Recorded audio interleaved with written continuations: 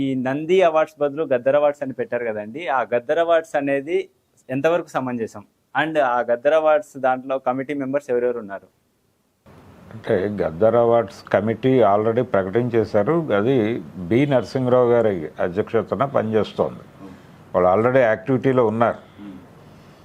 అంటే దీనిలో దిల్ రాజు గారు ఉన్నారు. అలాగే సలహాదారులుగా కె రాఘవేంద్రరావు గారు, సురేష్ బాబు గారు కూడా ఉన్నారు. ఓకే, ఇప్పుడు వాళ్ళిద్దరు ఆంధ్ర వాళ్ళు కదా స్వామి? అవును, వాళ్ళిద్దరూ ఆంధ్రానే. ఆంధ్ర వాళ్ళు కూడా ఉన్నారు దీనిలో. ఆంధ్ర వాళ్ళు ఎందుకున్నారు అనేది మీరు అడిగారు. నిజమే, అది ఆంధ్ర వాళ్ళు ఎందుకు ఉండాలి? తెలంగాణ సినిమా ఆంధ్ర సినిమాగా లేదు, ఇప్పుడు తెలుగు సినిమాగా ఉంది. తెలుగు సినిమాగా ఉన్న సందర్భంలో నంది అవార్డే ఇవ్వచ్చు కదా, ఎందుకు గద్దర్ అవార్డు ఇస్తున్నారు అనేది ఒక ప్రశ్న రైజ్ అయ్యే ప్రమాదం ఉంది. ఎవరూ మాట్లాడట్లేదు చాలా తెలివిగా. నిజానికి తెలంగాణ ఉద్యమ సమయంలో తెలంగాణ సినిమా అనే నినాదం కూడా వచ్చింది. 1000 నాగళ్లతో రామోజీ ఫిలిం సిటీ దున్నుట లాంటి నినాదాలు కూడా వచ్చాయి. రాచకొండ గుట్టల్లో తెలంగాణ ఫిలిం సిటీ నిర్మాణము అనే నినాదం కూడా వచ్చింది అప్పుడు. ఎన్ శంకర్ వీళ్ళందరూ కూడా తెలంగాణ సినిమా నినాదంతో ఉద్యమించారు అప్పుడు. ఆ తర్వాత నెమ్మదిగా అది పక్కకి వెళ్ళిపోయింది.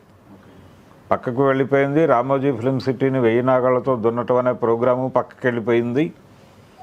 ఫైనల్గా ఇప్పుడు తెలుగు సినిమాకి అవార్డులు అనే పరిస్థితికి వచ్చింది.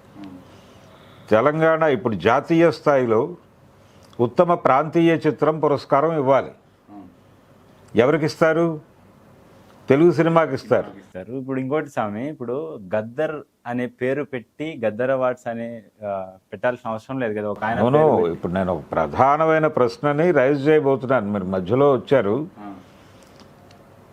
ఉత్తమ ప్రాంతీయ కథా చిత్రము అనే పేరుతో తెలుగు సినిమాకి అవార్డు ఇస్తారు. ఆ తెలుగు సినిమా ఆంధ్ర కథ అయినా అయి ఉండొచ్చు, తెలంగాణ కథ అయినా అయి ఉండొచ్చు కదా. అలా కాకుండా ఈ ఉత్తమ ప్రాంతీయ చిత్రము అనేది ఆంధ్రాకా తెలంగాణకా అనే ప్రశ్న రైజ్ చేయాల్సినటువంటి అవసరం ఉంది. తెలంగాణ సమాజం వేరు, ఆంధ్ర సమాజం వేరు.